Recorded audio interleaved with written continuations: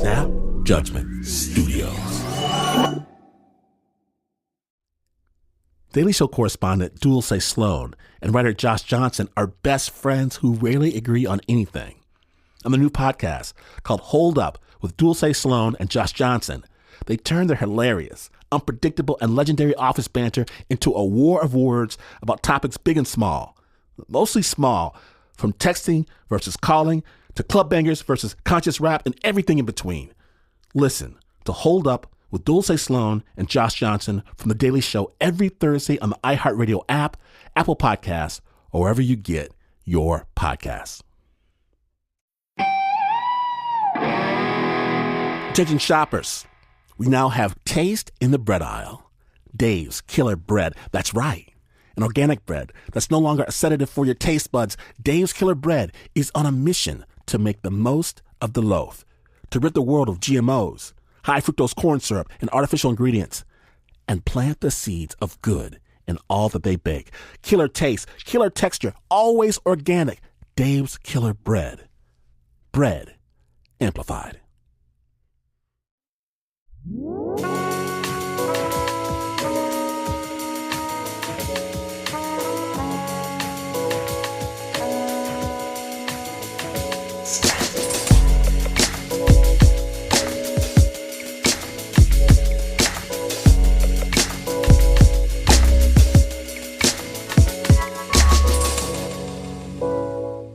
Okay, so my father, he told me early on, see, boy, your little white friends, they think life is fun and games. But not you. This ain't a game. Understand, your life is war. And to fight this war, you have first to train your mind to see the possibilities. You always have to be 2 steps ahead. But Pops, he had my attention, and he pulls out a chessboard. The only way to win this contest is to stay that 2 steps ahead of your opponent, to make them compete on your field, not the other way around. So I started playing this ancient game, this game of kings, of emperors. Slowly, I learned. First, I learned to lose. I hate to lose, but I really hate to lose quickly. So I learned to spot my father's traps. Then I learned to anticipate his next move. And finally, I attempt to peer over the horizon. I try to see 2 moves ahead. The queen, the knight, the bishop, even the pawn, they all make sense to me. I can anticipate where they might go, what the ramifications and repercussions of their dance might be.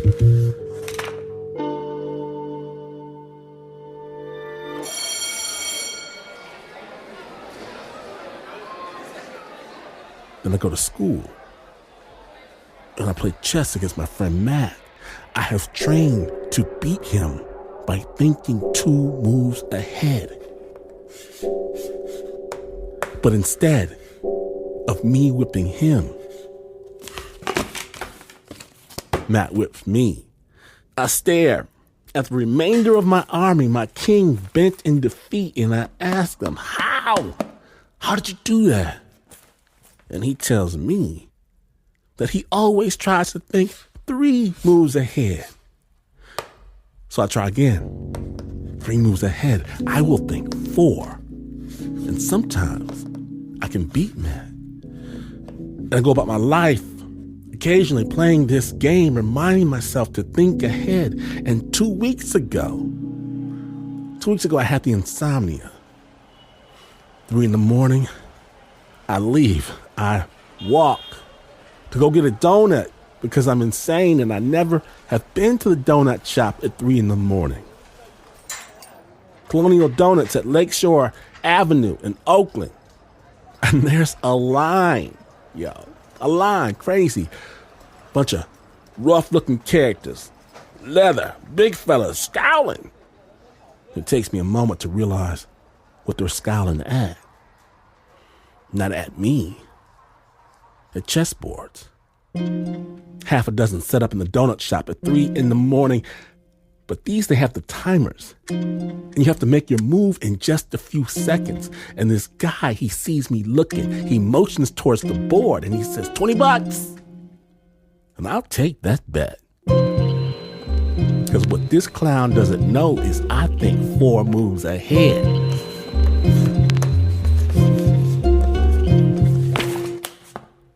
He wipes the board with me. How'd you do that? Man, you're up in your head. You're trying to think too much. You have to see the board. Look at the board. We play again. Look at the board. And he beats me again. But for a moment, for a brief nanosecond, I do see it. The board itself. I see the power. I see the fault lines. I see the weaknesses, and I see it. And today, on Snap Judgment, perhaps you will see it too.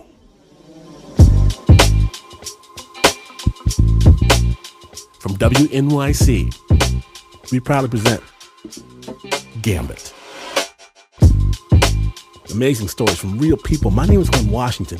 If you're going to eat donuts at 3 in the morning, play chess while you're doing so. When you're listening. Listen.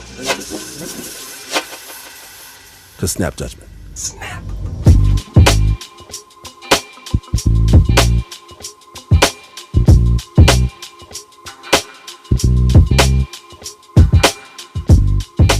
Now then, there's a word for songs that won't leave your head. Songs like Old Town Road and Umbrella, The Summer of '69, songs you can't help but find yourself humming from time to time. They're called earworms. And for a lot of musicians, this is the goal. Create an earworm. You will have musical immortality. And today, producer John Fecile, he brings us a story of a musician who wrote a song so catchy, so irresistible, so happy that it took over the world. Every artist's dream, right?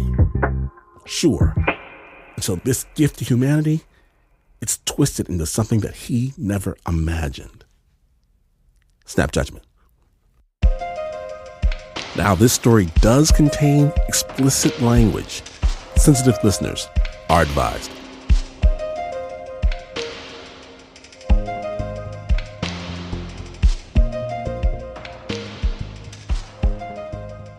First of all, I was 36 years old, which is old, you know, when you're 18 and you want to be a rock star. Like, you're not thinking about yourself when you're 36.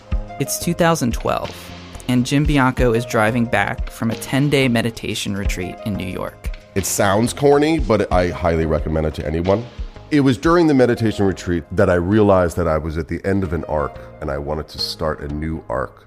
Jim is a professional singer-songwriter, but music is no longer paying the bills, so he decides to propose to his girlfriend and settle down. And while he's driving, hand on the wheel, feeling peaceful and content about his choice, a melody works its way into his head. You know, you're a songwriter. Songs come to you sometimes. This song showed up as sort of a jazz song. And it was in my head. I was driving, and I didn't have any instruments, so I was just thinking of it. On easy street, and it feels so sweet. And the world is but a treat when you're on easy street. Obviously, the song just captures, like, you've got no problems anymore. The rest of your life is set. You've got nothing to worry about forever. We all know that's not true, but the concept of that was just so lovely. We're on easy street, yeah, and it feels so sweet. It felt like I was in an optimistic part of my life, and the song reflected that. I did not know or could never conceive that this song could go to a place that was so dark.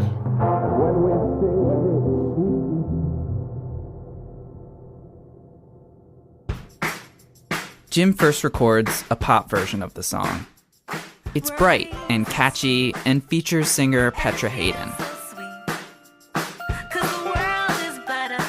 But he doesn't release it.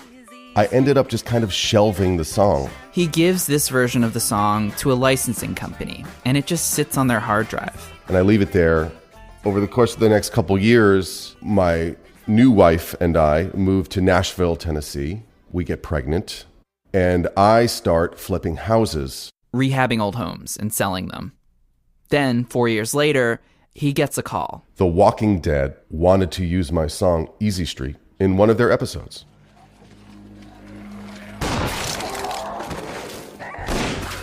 The Walking Dead, a show about a zombie apocalypse and the terrible things that human beings do to each other afterward. Also, one of the highest rated TV shows of all time. Yes, I thought it was weird that violent, crazy show would use a happy, goofy song like mine, but I did not imagine what the use would be. Even though, to be fair, it was totally detailed in the deal that they sent me, I just literally didn't read it. The episode airs just 2 days before the 2016 election. In it, one of the main characters, Daryl, has been captured by an authoritarian group. It was in like a torture chamber, he was locked in the dark. And they were playing this song, my song, the super happy, chipper song, over and over. It was a montage over days. And they played my song 9 times in a row for what turns out to be 35 million people. That fucking song again? Walking Dead fans post their reactions on YouTube. This is actually so messed up. Oh my god, dude, shut this fucking song up. It's driving me fucking crazy. I didn't take it as a negative thing, to be honest with you. I thought it was funny. You know what? Easy Street can fuck off. I was in Nashville with a hammer in my hand, demoing walls, and doing radio interviews all over the country. And they all wanted me to hate it. Wow, they're using your song to torture someone because it's so happy and annoying. I remember one guy asking me, what's it like to write the most hated song in America? And my snarky reply was, it can't be that hated. It's number 6 on iTunes right now.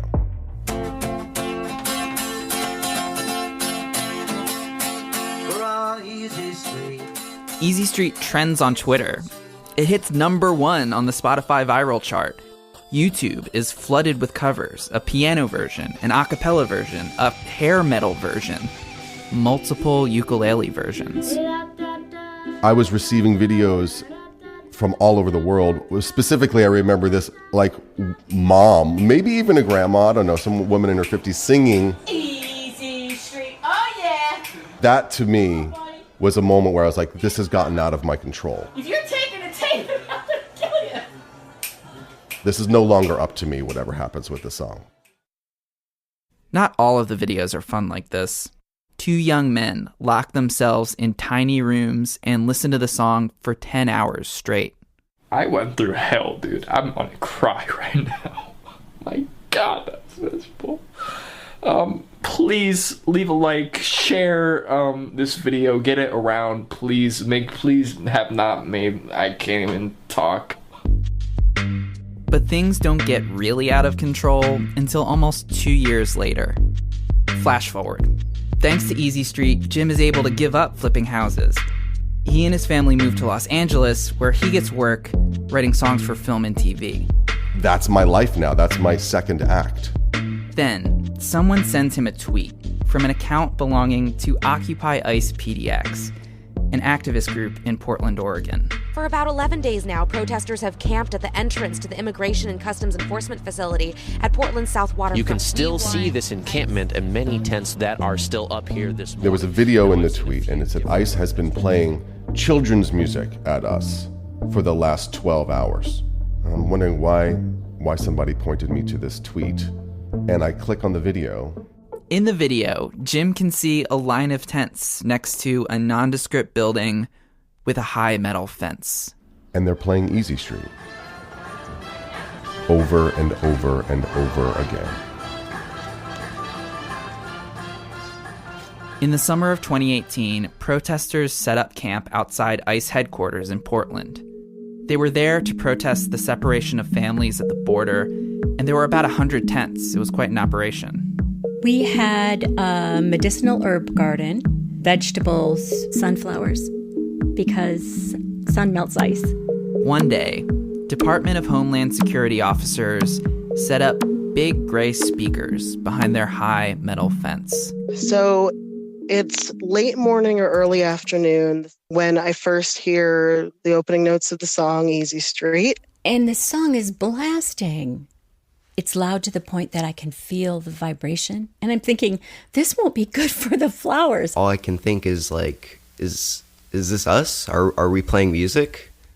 Some of the protesters started dancing along. It seems very playful. It seems like this very just sort of fun, lighthearted, playful, bouncy, we're on Easy Street, dancey type of song. Because the world is but a treat when you're on Easy Street. It doesn't seem like anything insidious. It doesn't seem like anything that could be used to torment people. It just seems very lighthearted. It only got bad when it just kept looping.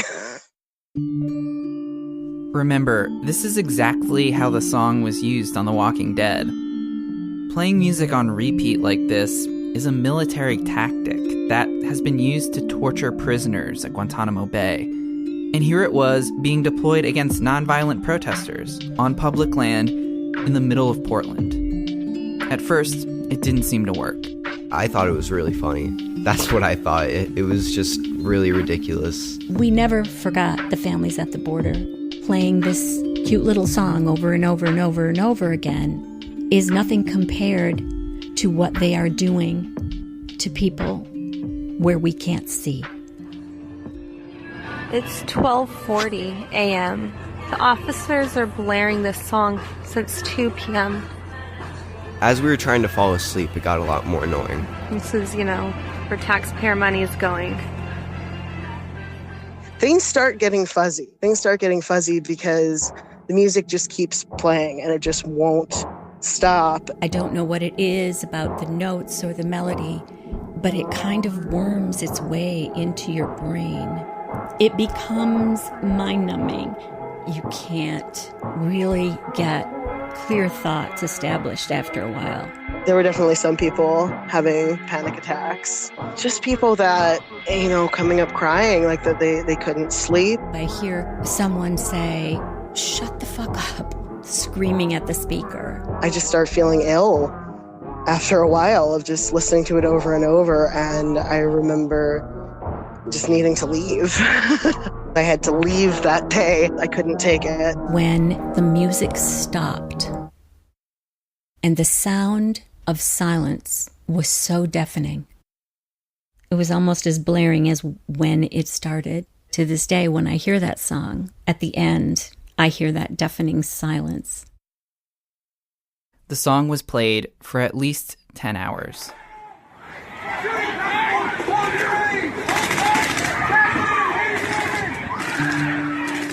The protesters in Portland were also tackled and shot with pepper balls, which are like paintballs but full of pepper spray.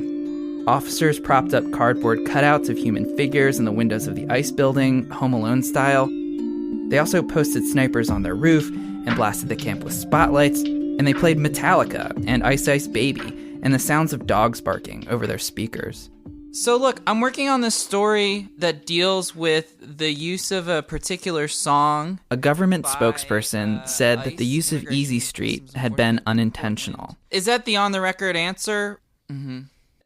That officers outside the building had simply been listening to that song on repeat for that long. My song was used in a malicious way to hurt people. As an artist, you hope to create things that affect people's lives.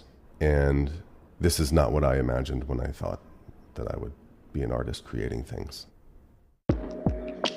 Jim sent a cease and desist to the Department of Homeland Security to get them to stop playing Easy Street. A few weeks later, he got a letter back. Thank you for your letter of July 27th, 2018. Without acknowledgement or admission of copyright infringement, we can confirm that DHS will not reproduce, distribute, or publicly perform Easy Street. Should you have any remaining concerns about this matter, please do not hesitate to contact me. So on and so forth. We're saying that we did it and we won't do it again. That's what they're saying. After 38 days, Portland police broke up the camp.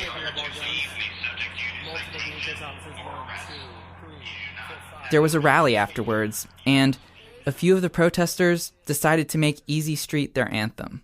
Someone was driving with a truck open to the back, filled with speakers, and one of the songs that they were playing was Easy Street. Gonna give you some advice. It's time to melt the ice. Someday they'll pay the price when we all take the streets. And of course, it wasn't long before the protesters recorded their own version of Easy Street, featuring rewritten lyrics and a horn section and a bagpipe. Easy Street is a real place now. Well, kind of. One of the protesters renamed the bike path outside ICE headquarters on Google Maps. I went on Google Maps and held down, and it said, rename road. So I just kept renaming it to Easy Street. But then, last October, as a few protesters were leaving a courthouse in downtown Portland, something else happened. A car drove by, a silver Mustang. The Mustang slowed down. Someone inside was playing Easy Street and turned it up and looked at us and smiled. One of the people that I was with, who had been brutally arrested, thrown to the ground. When they heard that music playing, it was just too much for them. They kind of started to crumble, and they started to cry.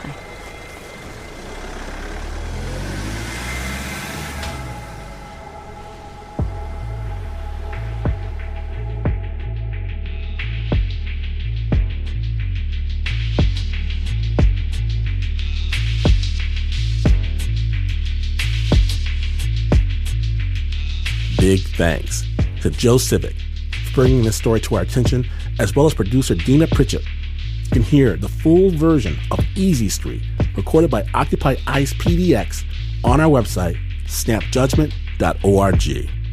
The original score for this piece was by Renzo Gorrio. It was produced by John Fecile.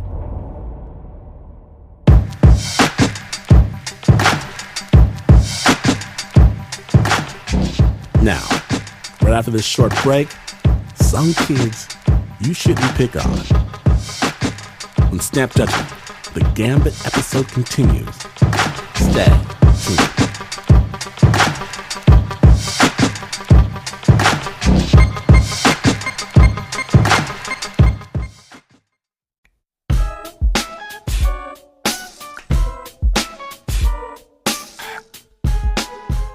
Welcome back to Snap Judgment, the Gambit episode.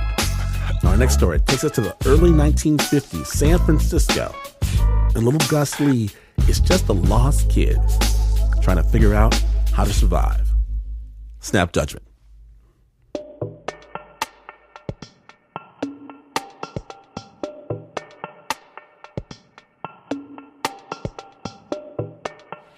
Every time little Gus Lee found himself in San Francisco's Chinatown, he'd begin a kind of frantic search. I would see a vague, fuzzy picture of a Chinese woman, and for reasons I could not explain to myself, I would chase her. I would run after her.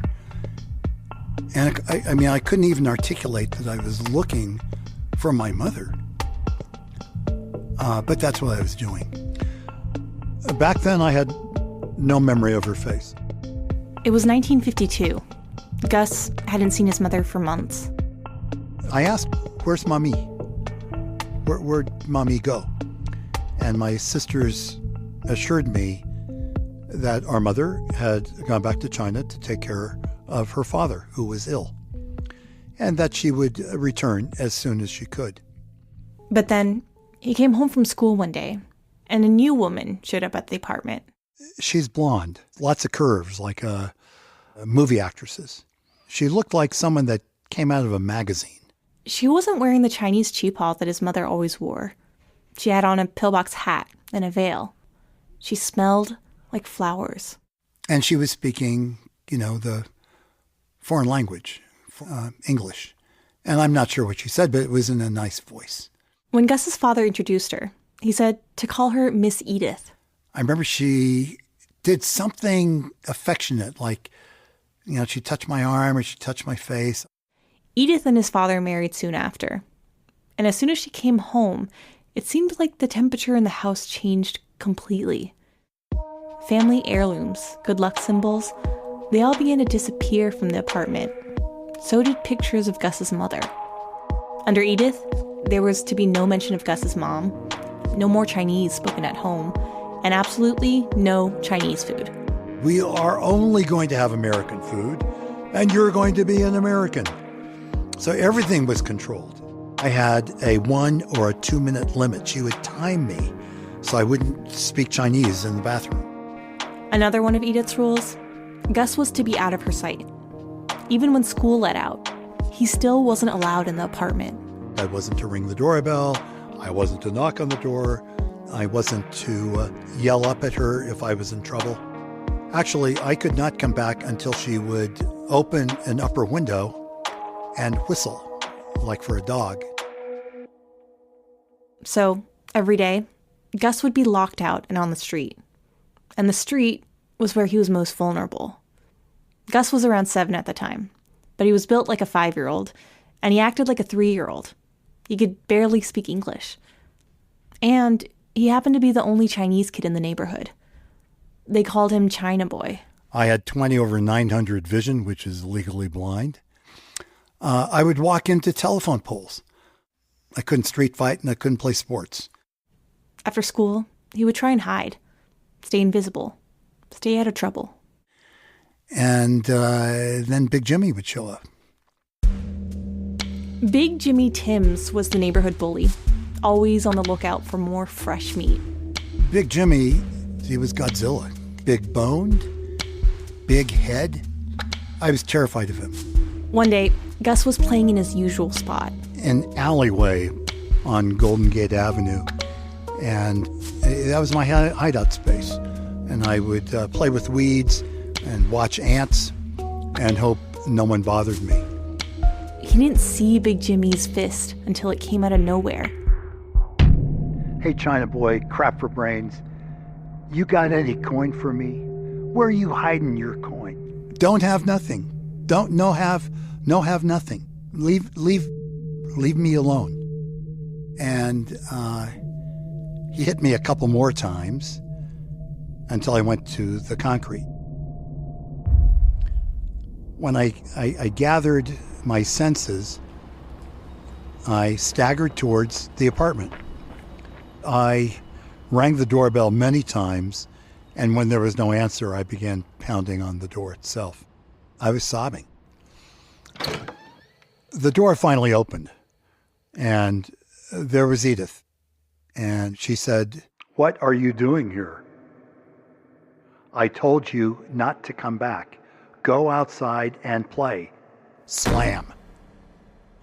I wasn't willing to go back on the street, so I stood on the stoop and huddled in the corner, hoping no one could see me, for about 3 hours until she opened the door. Every kid on the street learned how to hit to the face by practicing on Gus. So, eventually, a neighbor saw him get pounded and left in the street. His name was Hector Villanueva.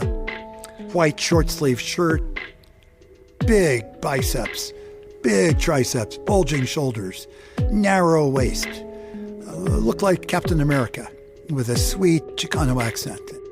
And he says, "Hey, joven, these kids, they pound you. They stuff you inside garbage cans. How come you don't fight back, man? Hey, you come with me." And he walked me to my apartment. He rings the doorbell. My dad shows up. And he says, "Mr. Lee, you know me from the garage." "Yes? Your boy, your joven here, your chico, your niño, he's very quick, but he can't fight." So you got to teach him boxeo. You got to teach him pugilato. You got to send him down to the YMCA boxing program to teach him how to save his life. You're going to look around one day and your boy, he gone. You go down to McAllister and there'll be this smudge. That used to be your son, man. And he says, you go save his life. YMCA. And then he rubbed the top of my head and he smiled and he walked away. But Edith wasn't having it. She didn't want to spend so much money on Gus. That's when his dad said, you should like it. He could be there 5 days a week, maybe even 6. And there's, as I recall, this dead silence. And it was like, really? It was a Saturday when he first went. My father wrote out YMCA 220 Golden Gate on a placard on a string, and he put it around my neck and he put me on the bus. When Gus got off the bus, people on the street stopped to help the lost little boy with the placard tied around his neck. They took him to the front door of 220 Golden Gate. I was led to the locker room. The junior leader found lost and found gym clothes, which nothing fit. So I wore my scuffed up street shoes, gigantic clown-like gym trunks, and a tank top. I actually tried putting the straps over my head, so they wouldn't fall off. In the gym, there were dozens of boys practicing boxing. There was an elevated boxing ring. And there was a gigantic man heading towards Gus. And he has hair. Hairy arms and hairy shoulders and hair coming out of the top of his shirt. Giant boulder-like head. This was Coach Tony. He walked him over to the punching bags. And he says, just hit it. And I hit it, and I start to cry. The coach looked at me and said, not only is this kid not a boxer, he can't be an athlete, and I'm not sure he's a kid. I finally, stood up and said something like, no want to, no can do. And he said something like, oh, crap, kid, you got some fight. Good. Starting that day, Gus basically considered his coaches as his enemies. He didn't really understand why they were so insistent on forcing him to do these painful exercises, or why they were so nice while doing it. One of the ways that Coach Tony won my heart is he took me up to Lola's YMCA cafeteria, and he fed me. Lola plied Gus with the full menu of American diner food. She made him bologna, then tuna fish sandwiches. She served up potato chips and milkshakes. A lot of milkshakes. And then I knew I would follow him anywhere. They had him lift weights. They fattened him up. And then they told him it was time. He was ready to go into the ring. So I climbed into the ring. I'm shaking. The bell rings. Coach says, go do it, kid. I get up. I walk towards center ring. And immediately after touching gloves, I sprinted for the ropes. I dove through the ropes. I forgot that it was an elevated ring. So I just smashed myself on the floor. I got up, ran for the stairs, and I ran directly into a wall. I was KO'd. Coach wouldn't let Gus off the hook until he could land that first jab. As Gus got stronger, for the first time, people started to call him something other than China Boy. And after school one day, the most popular girl in class, Phyllis Green, came up to him. She called him Gus. And I remember thinking, who's Gus? That's me. I hadn't heard a kid say Gus. She puts her arm in mine, and she says, now you walk me home. What they didn't see was that Big Jimmy was walking behind them. And with that gigantic, 85-inch fist, he's hit me in the back of the head.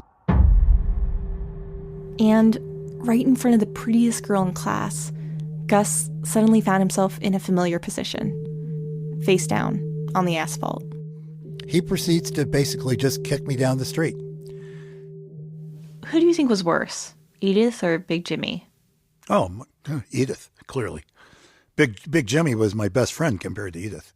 So I remember I was inside the bathroom attempting to remember Chinese.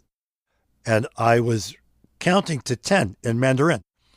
And I was remembering tones. And it was like I was recovering a life with my mother. I mean, the last time I spoke Chinese was with her. Edith slams open the door and screams, "No Chinese words. No Chinese words in this house." And I said, "When my mommy comes back, we speak Chinese again." And then she phoned Eleanor, my oldest sister, and she said, "I want you to tell your brother where your mother is." Edith handed Gus the phone. He thought Eleanor would say his mom was in Shanghai, or maybe Suzhou. Instead, Eleanor said, "Gus, Chen San, our mother is in a cemetery in San Bruno." And then I knew. Eleanor would not lie to me. And so I set my face.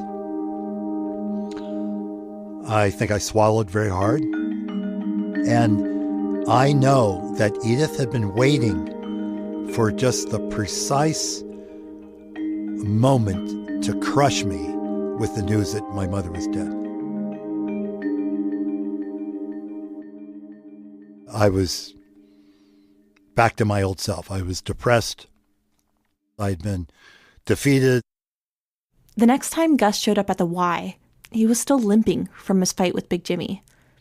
His coaches asked him, "What's wrong?" They forced it out of me. "Kid, what's going on?" I know I'm crying. I thought my mommy was coming back. And now I know mommy is dead. She was dead when I was 5. He told them everything. About Edith locking him out of the house. And he told them about Big Jimmy Timms. And he picks on small kids. He pounds them. He's the one who took my shoes. And these 3 men are looking at me, and they look at each other. And they look concerned, which lifts my heart. Tony says, "Let's train him to beat the crap out of this bully."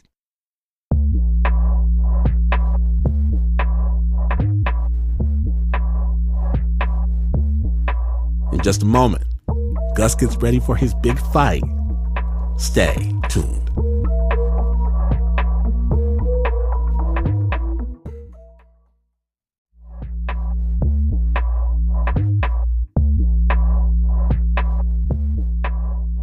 From WNYC Studios, you're listening to Snap Judgment, the Gambit episode. When last we left, little Gus Lee was training to fight his bully, Big Jimmy. Coach says, "We're taking a ride, get in." And he immediately drives me right back, because that's when Big Jimmy did his work. He was shooting buckets on the Ansel schoolyard. From the car, Coach Tony looked at Big Jimmy's footwork. He checked out his hand-eye coordination. He says, he's a boxer's dream, kid. He's awkward. He's not an athlete. He doesn't move like an athlete. He doesn't know balance. He's just a big, overweight thumper. He says, "But, kid, you're right. The guy's huge." Coach Lewis was the ring scientist, and he's the one who asked me, "How much time do you need to prepare?" And I said, 3 years. And there was a lot of laughter. And he said, "How about 2 weeks? Because then you know when it's going to happen." Gus had a fight plan. He had a boxing coach. And Coach Lewis knew all he needed now was a little fire in the belly. So he used the idea of his mom, his real mom, And he points at me and he says, I don't think that this punk likes your mother. And his giant finger pointing at me. And he says, I want you to remember that. Because Gus was small and Big Jimmy was huge, Gus had to learn how to punch up. Coach Tony faced me and he said, okay, you got 3 minutes. I circled the bag. I went left. I went right. I made a complete 360. I kept my arms moving, punching the bag, whapping it up, up, up. By the end of the week, I could punch upward. Coach Lewis said, do they serve Navy beans in your cafeteria? Beans messed with the gut, and boxers need to stay away from them before a fight. And I nodded, and he said, what day? I said, Thursday. Your fight's going to be on Thursday, kid.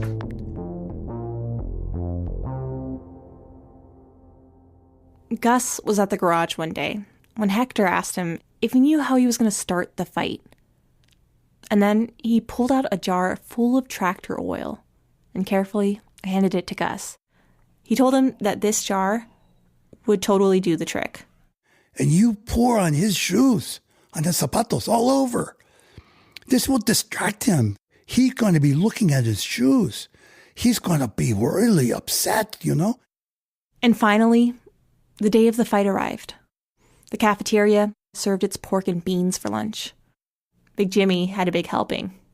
And then, before Gus knew it, it was the end of the school day. I heard the bell, and the bell was just like, it's like the boxing ring bell. Ding! And I positioned myself with the sun at my back, and this mass starts coming out. It's the kids. I see this bobbing shape above the mass, and I know it's him. So I picked up the jar, and I loosened it. He's looking at me the way I think you look at a lamb chop. His shoes, his PF Flyers, man, they're right in front of me. And I took real good aim, and I got most of the gunk directly on his left foot. And I said, hey, Big Jimmy, your shoes, they ugly. He roared. I went into my stance, and he's swearing at me, which is good. This is all part of the fight plan. He had one punch. I mean, you could see it coming, and you could deflect it, which I did. And I punched up, and I hit his throat. And I hit pretty good. I was delivering blows as hard as I could to his midsection. And I know he hit me very, very hard on the left arm because the left arm went numb. He was grasping and swinging and trying to clear his throat. The fight was basically over. And I was gassed. And it's like my ears popped. I was aware of kids yelling, and there was a lot of noise. That's when one of the other kids came up behind Big Jimmy and pushed him back into the fight, driving Big Jimmy directly into Gus. The next thing Gus knew, he was tackled and knocked to the ground, where he wasn't supposed to be. And he got up and he clunked my head with one of those big rights. My head hit the concrete, and he started kicking me with those big, grudge-covered PF Flyers. He kicked me all over that schoolyard. It felt like my head had been broken apart, and every part of me hurt.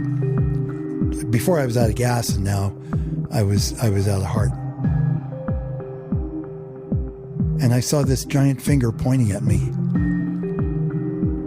And it wasn't Big Jimmy's, it was Coach Lewis's. And he said, I don't think this punk likes your mother. I think I got up like a broken crab, but I got up and I went back to Big Jimmy. I went in and I started boxing him. I circled him. I stuck and moved much slower than before, but he was slowed. And he had been hurt. And he wasn't used to being hurt, not by a kid. And I just kept punching him. And I knew I had to hit him with a haymaker uppercut. And then I saw his chin. Everything I had, I put into the uppercut. And it connected. It was a little off, but it connected. I'd won the fight.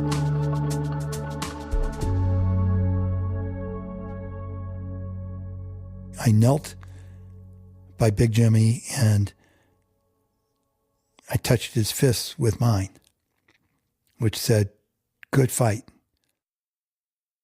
Gus was hurt. Tasting the blood in his mouth, he slowly walked towards home. I went up to the apartment door, walked up the steps. I rang the doorbell. Edith opened it and said, "What are you doing? I haven't called for you. Go away." I said, "I beat Big Jimmy." "I don't care what you're saying. Get away from here or I'll..." And she raised her hand to strike me, and I instinctively went into stance. Hands up, thumb at my eyebrow. She recoiled, and she said, "You would raise your hands to me?" Seized by the moment, I shouted at her, "You not my mommy, and I ain't for your picking on no more."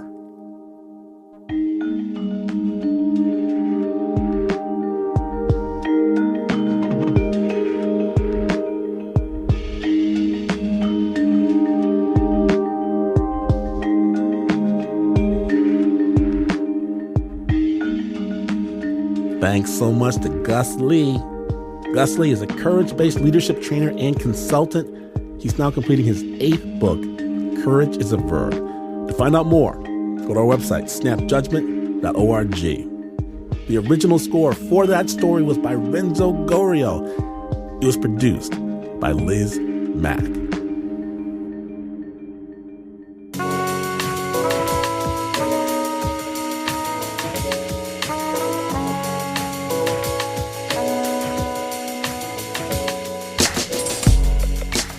End of the battle, snappers, but never the war.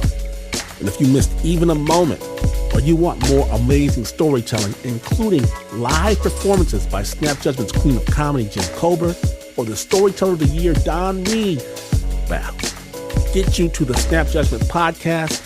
And it's never been more important because we, here at Snap, we have this crazy belief that it's hard, it is difficult, nigh almost impossible to hate someone if you know their story. Snap Judgment was brought to you by the team that never locks anyone in cages. Take a bow if you would. Super producer, Mr. Mark Ristich. Pat Messini-Miller, Anna Sussman, John Fecile, Renzo Gorrio, Liz Mack, Shayna Sheely. And overhead, on the flying trapeze, Taylor DeCott, Nancy Lopez, Flo Wiley, Nika Singh, Leah Waimoto, Marissa Dodge, and Lauren Newsom. And even though this is not the news, no way it's just the news.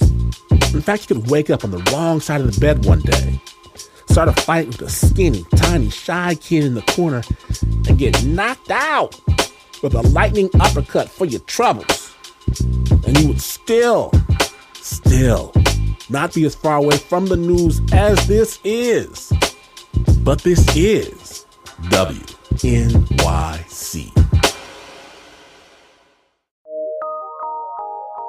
From PRX.